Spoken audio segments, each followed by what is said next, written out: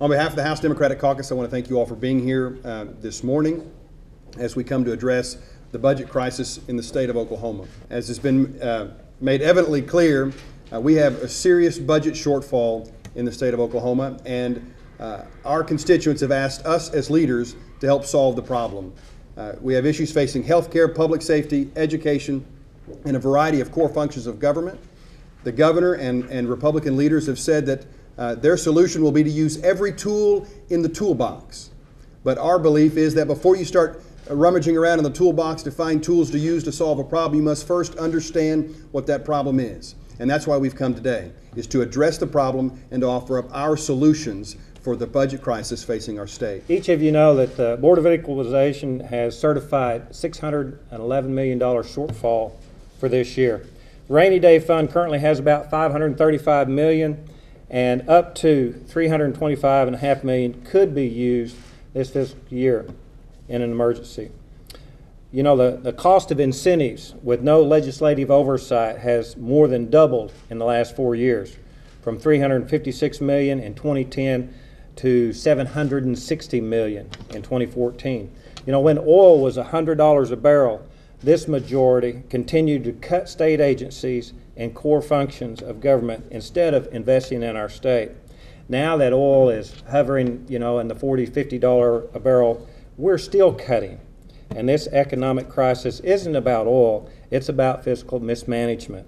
The long-term problems, you know, Oklahoma has ranked 48 among states in meeting its needs, according to the Governor's Office of Management and Enterprise Services. We face a structural budget deficit due to a serious lack of investment in public education, public health, and public safety. We must quit digging the crater bigger than it already is and put the shovel back in the shed and start investing in our state of Oklahoma, because if we don't do it, no one else sure will. We continue to see cuts to public education year after year. This has been an embarrassment to the state of Oklahoma, you know, and it's kind of embarrassing to be leading the state and the nation in several categories. We've made the deepest cuts to education in the nation. Funding for public education remains $172 million below what it was in 2008, while enrollment has continued to grow. Our schools have seen a cut of $857 per pupil and an overall cut of $220 million.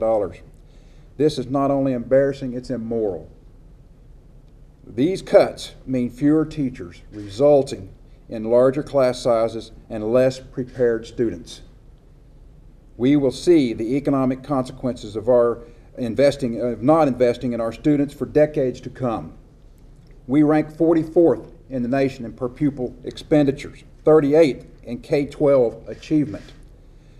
Business consistently ranks, when you talk to business leaders across the country, they consistently rank education as the #1 reason they come to an area, and educated workforce as their most important issue here in Oklahoma. We must set our students on a path to success, and that starts with giving them the right tools for success. And as I look around the gallery and look on the floor of the chamber, I can tell you I don't see a lot of people that run out of money before the end of the month is here. I don't, because the people who often suffer from our decisions on health care and our funding of the Health Care Authority don't come to the Capitol very often.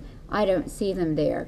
When I talked to the Health Care Authority about their budget, and they said over the last 5 years it's eroded by 11%. This year, if they get a flat budget, it'll add another 10% decrease. They'll be down 21%. They've asked for $120 million just to stay even, staying down 11%. But what does that mean out here? Well, they pay our providers. So by not funding the Health Care Authority in the way I feel we have a conscious effort that we need to do, we raise the barriers. It reminds me of climbing walls, if you will, when you go to malls now or playgrounds. It raises that barrier. I'm not good at climbing, so I would be one that doesn't make it up and over the wall, because these are people that long before the end of the month, their money has run out, as you know. We're now asking providers, that's pharmacists, nursing homes, and hospitals, to serve these people and get less for doing so. And as you know, even though we have good providers in the state, they can only go so far. We are not going to see physicians in hospitals and nursing homes running in the red because we are not paying the fees that we need to help these. And these are the people, as I said, they're not down here. Many times they're not in our families, but they live in our districts. They do. They are the people we are raising the barrier for access to health care. And so as I end, one thing I've learned since I've been here, and I say it every year, people are probably sick of me saying it, sick children can't learn and sick people can't earn. If we don't have a healthy populace, we can't be the best state we can be. I don't care what jobs we're told are coming to our state, you can't be healthy. If you're not healthy, you can't do the best job. None of us can. The Department of Corrections has 400 less correction officers than it did in 2008, yet our incarceration rate is still rising. The Department of Corrections employs 671 less full-time staffed employees than it did in 2008.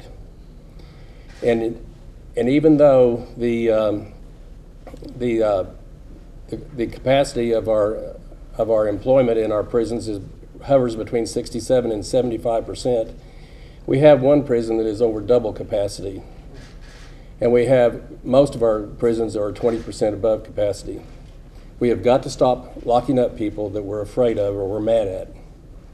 And we also have to consider that we have a lot of inmates that have mental health issues.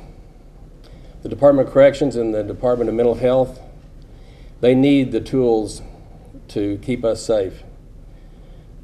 The appalling lack of leadership on this issue is just immoral. And it's not improving any at all, and it won't be in any time in the near future. You can get into a philosophical discussion about what the role of government is, but we believe all Oklahomans want a state that has good public schools, good public safety, and a strong healthcare system. But under Governor Fallin and the Republican leadership, we have watched year after year as those core functions of government have eroded. So how do we solve the problem? This year you heard Representative Mike Brown talk about the Rainy Day Fund. This year, you've also heard Governor Fallin say that she wants to potentially unconstitutionally tap revolving funds like they did last year. She said, and as Preston Dorflinger, the director of OMES, has said, they want to use every tool in the toolbox. When we asked them to detail what those tools were, they said rainy day fund, revolving funds, and budget cuts. But apparently their toolbox doesn't have every tool available to them, because our toolbox has something else that can go a long way in helping to fill the budget hole, to help us stop digging in the hole that we're in. Our toolbox has $150 million worth of tax cuts in it. When asked whether the governor and Republican leaders would consider halting income tax cuts that are set to take effect this year, the governor, the director of OMES, and the leadership of the Capitol, Republican leadership of the Capitol, have said no. They refuse to stop income tax cuts that at the end of the day will amount to nothing for more than 40% of our Oklahoma families and will amount to roughly $40 a year for most Oklahoma families that do benefit. It is absolutely immoral to be cutting income taxes to the tune of $150 million at the same time we're asking our healthcare system, our senior citizens, our nursing homes, our public schools, and our corrections officers to take less. And so what we're asking and encouraging the governor and Republican leadership to do is to consider one more tool in the toolbox, to put a halt to this irresponsible and fiscally immoral tax cut that's set to take effect in a few months. And to that vein, to that extent, what the House Democrats have done is we have applied or amended 2 different pieces of legislation with the potential of amending 2 more. The amendment has been laid on House Bill 1743 and House Bill 1788. We're going to give the Republican leadership in the Oklahoma House of Representatives a chance to use every tool in the toolbox. This week or next week, whenever the bills are called up on the House floor, you will see our team stand up to say, we'll vote for the amendment to put a halt to the income tax cut.